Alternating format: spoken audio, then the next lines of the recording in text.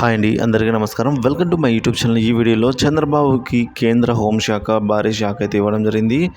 So ఆ వివరాలు ఈ వీడియోలో ఉన్నాయి. వీడియోని అయితే ఎక్కడిగా స్కిప్ చేయకుండా ఎండ్ వరకు చూడడం ద్వారా ఇన్ఫర్మేషన్ అనేది పూర్తిగా అర్థమవుతుంది.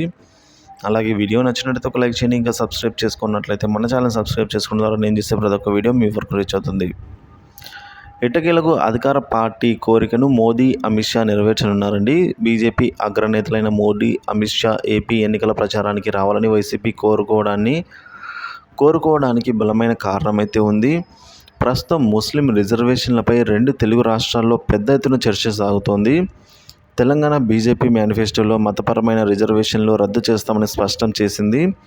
ఇక్కడ టీడీపీ, జనసేనతో కలిసి పొత్తులో ఉండటం వల్ల బీజేపీ ప్రత్యేకంగా ఆ రకంగా మేనిఫెస్టో ఇవ్వలేకపోతోంది. అంతే తప్ప బీజేపీ మళ్ళీ వస్తే ముస్లిం రిజర్వేషన్లు రద్దు ఖాయమని తాజాగా కేంద్ర మంత్రి పీయూష్ గోయల్ గారు తేల్చి చెప్పిన సంగతి తెలిసిందే. దీంతో ముస్లింలు రగిలిపోతూ ఉన్నారు. 4% రిజర్వేషన్లు రద్దు అవుతాయన్న ఆందోళన చెందుతూ ఉన్నారు.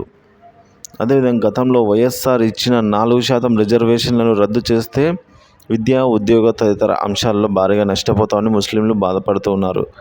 ఈ నేపథ్యంలో తమ భయానికి, ఆందోళనకు కారణమైన బీజేపీ అగ్రనేతలు ప్రధాని మోదీ, హోంమంత్రి అమిత్ షా అంటే మైనార్టీలు తీవ్ర ఆగ్రహం వ్యక్తం చేస్తున్నారు. వాళ్ళిద్దరూ ఎన్నికల సమయంలో టీడీపీ, జనసేన అగ్రనాయకులు చంద్రబాబు నాయుడు, పవన్ కళ్యాణ్లతో కలిసి ప్రచారం నిర్వహిస్తే కూటమికి రాజకీయంగా భారీగా దెబ్బ అనే అభిప్రాయం వ్యక్తమవుతోంది. ఈ నేపథ్యంలో ప్రధాని మోదీ ఏపీ ఎన్నికల ప్రచార షెడ్యూల్ విడుదల కావడమే విశేషం. మే 3, 4 తేదీలలో మోదీ కూటమి అభ్యర్థుల తరపున ప్రచారం నిర్వహించనున్నారు. అలాగే అమిత్ షా కూడా ప్రచారం చేస్తారని బీజేపీ కూటమి నేతలు చెబుతూ ఉన్నారు. ఇంకా తేదీలు అయితే ఖరారు కాలేదు. మోదీ, అమిత్ షా వెంట బాబు, పవన్ నడిస్తే చాలు, మైనారిటీలు ఓట్లన్నీ గోవిందా అని టీడీపీ నేతలు భయపడుతూ ఉన్నారు. అలాగే విభజిత ఏపీకి మోదీ నేతృత్వంలో కేంద్ర ప్రభుత్వం తీవ్ర అన్యాయం చేసిందనే బాధ రాష్ట్ర ప్రజానీకంలో ఇవన్నీ కూటమికి నష్టం తెచ్చేవే.